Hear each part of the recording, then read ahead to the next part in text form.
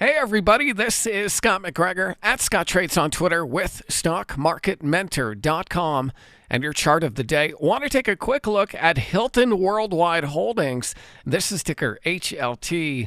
Hilton looks like a stock you want to hold overnight as it is holding up very well above all the major moving averages. You can see this clear breakdown that happened in April. We got a back test here in late May, and ever since then, it's been able to get back above all these key moving averages. The moving averages are in order with the shortest or the fastest on top. 50-day moving average here, support around 200, and it's just coming up to a bit of a pivot zone right around that 215 level. So I would definitely watch this stock for a potential breakout higher above 215 coming on higher than average volume. And if that's the case, then I think you're going to want to stay overnight at Hilton and let this stock trend higher as long as it can hold above that 8-day exponential period moving average. So that's just one of many stocks we're looking at tonight over at StockMarketMentor.com. I got a strong list tonight for members,